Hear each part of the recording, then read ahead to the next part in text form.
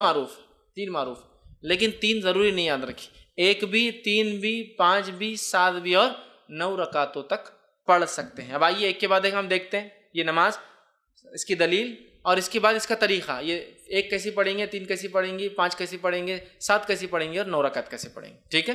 جو آدمی کی جیسی سہولت، صحت، حالات کے اعتبار سے ایک پڑھے، تین پڑھے، پانچ پڑھے، سات پڑھے، 9 پڑھے، ٹھیک ہے۔ یہ تہجد کی رکعتوں کے علاوہ ہے۔ تہجد کی رکعتیں کتنی؟ انشاءاللہ تہجد پورا الگ سے ایک چیپٹر ہے، وہ لوں گا جب بتاؤں گا آپ۔ اب آئیے ایک رکعت کے تعلق صحیح بخاری اور صحیح مسلم کی روایت ہے، نبی اکرم صلی اللہ علیہ وسلم رات کی نماز جو ہے 2 رکعتیں کرتے تھے، اور جب جو ہے آپ نے فرمایا تمہیں صبح ہونے کا اندیشہ ہو تو اسے 1 رکعت کر لو، مطلب آپ صلی اللہ علیہ وسلم فرمایا اور کہا، جب آپ سے پوچھا گیا تو آپ نے فرمایا رات کی نماز 2 رکعتیں کر کے ہے، مطلب 2 کر کے پڑھنا چاہیے۔ پھر آپ نے فرمایا جب تمہیں صبح ہونے کا ڈر ہو تو کیا کرو، پھر 1 رکعت ادا کر لو۔ تو اس سے پتہ چلا 1 رکعت بھی وطر پڑھی جا سکتی ہے۔ اسی طرح ابو داؤد، سنن نسائی اور سنن ابن ماجہ کی روایت ہے، آپ صلی اللہ علیہ وسلم نے وطر ہر مسلمان کا حق کہا، مطلب ثابت ہے، کرنا چاہیے۔ جو شخص 5 رکعتیں پڑھنا چاہے وہ 5 پڑھ لے، جو شخص 3 پڑھنا چاہے پسند کر 3 پڑھ لے، اور پھر جو صرف ایک ہی وطر پڑھنا چاہے تو وہ ایک ہی پڑھے۔ اس حدیث میں کتنے لفظ آگے؟ 5 پڑھنا چاہے 5 پڑھے، 3 پڑھنا چاہے 3 پڑھے، ایک ہی پڑھنا چاہے تو ایک ہی پڑھے۔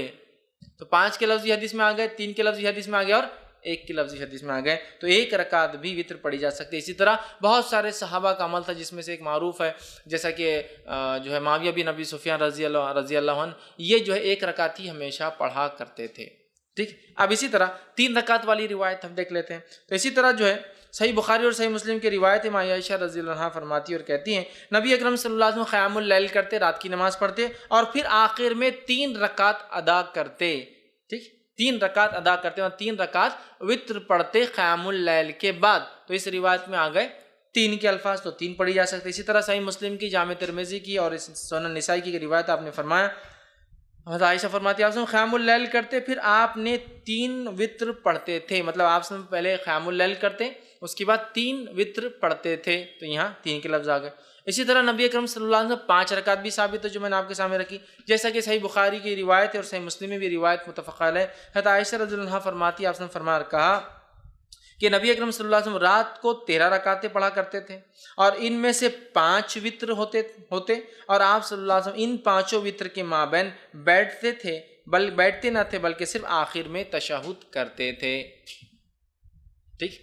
تو اس سے پتہ چلا کہ جب کوئی انسان وطر پڑھے اور 1 رکعت پڑھتا ہے تو ظاہر سی بات 1 رکعت کے بعد وہ قاعدہ کرے گا، 3 رکعت پڑھتا ہے تو تیسری رکعت میں قاعدہ کریں گا، صرف وطر میں صرف تیسری رکعت میں قاعدہ کریں گے۔ اور اس حدیث میں آ رہا ہے 5 پڑھتے اور صرف 5ویں رکعت میں قاعدہ کرتے، 1 پڑھے تو 1 میں قاعدہ ہوگا، 3 پڑھے تو آخری رکعت میں تیسری میں قاعدہ، اور 5 پڑھے تو کب کرنا قاعدہ آپ کو؟ 4 رکعت آپ کنٹینیوس پڑھیں گے بغیر قاعدے کے، 2 ہو گئی کھڑے ہو جائیں گے، تیسری ہو گئی، چوتھی ہو گئی کھڑے ہو جائیں گے، 5ویں کے بعد آپ قاعدہ کر کے سلام پھیریں گے۔ تو 5 رکعت میں صرف آخری میں قاعدہ کرتے۔ تو اس حدیث کے اندر الفاظ کیا کہ آپ 5 پڑھتے اور 5 میں مابین بیٹھتے نہیں، مطلب سلام نہیں پھیرتے، بلکہ مطلب قاعدہ بھی نہیں کرتے، سلام بھی نہیں پڑھتے، سیدھا کھڑے ہو جاتے اور 5ویں میں تشہد کے لیے آخر میں بیٹھتے۔ اسی طرح 7 رکعت والی روایت آئیے دیکھتے ہیں، سنن نسائی کی، ابن ماجہ، مسند احمد کی روایت ہے، عائشہ رضی اللہ عنہا فرماتی اور کہتی ہے نبی اکرم صلی اللہ علیہ وسلم کبھی 7 اور کبھی 5 وطر پڑھتے تھے اور ان سب کے درمیان میں سلام و کلام سے فصل نہیں کرتے تھے، مطلب پوری رکعتیں 5 یا 7 ایک ساتھ پڑھتے تھے اور بیچ میں سلام بھی نہیں کرتے اور بعد بھی نہیں کرتے، فصل مطلب گیپ نہیں دیتے تھے، کنٹینیوسلی پڑھتے تھے۔ تو 7 رکعتیں پڑھنا ہے تو 7 رکعتوں میں کیا کرنا پڑے گا آپ کو؟ سلام کب کرنا پڑے گا؟ 7ویں رکعت میں، تیسری میں آخری تیسری رکعت میں، 5ویں میں آخری 5ویں رکعت میں، 7ویں میں آخری 7ویں رکعت میں آپ قاعدہ کریں گے۔ اب آئیے 9 رکعت والی روایت دیکھ لیتے ہیں۔ تو صحیح مسلم کی روایت ہے، ابو داؤد کی، سنن نسائی کی، مسند احمد کی روایت ہے، نبی اکرم صلی اللہ علیہ وسلم کے تعلق سے ماں عائشہ رضی اللہ عنہا فرماتی اور کہتی ہے آپ صلی اللہ علیہ وسلم نے 9 رکعتیں پڑھی، اس طرح پڑھتے کہ ان کے مابین صرف 8ویں رکعت میں تشہد کے لیے بیٹھتے۔ تو پتہ چلا 9 رکعت پڑھنے کا طریقہ تھوڑا سا الگ ہے باقی سے۔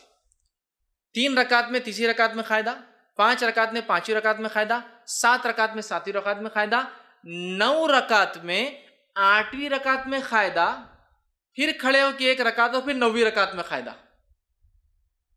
9 رکعت والی وطر اگر آپ پڑھتے ہیں تو 8 کنٹینیو پڑھیں گے، 8ویں رکعت میں قاعدہ کریں گے، پھر کھڑے ہوں گے، سلام نہیں پھیریں گے، پھر 9ویں رکعت پڑھ کے 9ویں رکعت میں قاعدہ، مطلب 9 رکعت میں 2 قاعدے ہیں، 7 رکعت میں 1 قاعدہ، 5 رکعت میں 1 قاعدہ، 3 رکعت میں 1 قاعدہ، 1 رکعت میں تو 1 ہی قاعدہ ہوگا، ظاہر سی بات ہے، لیکن 9 رکعت والی نماز میں 8ویں میں قاعدہ اور 9ویں میں 1 قاعدہ.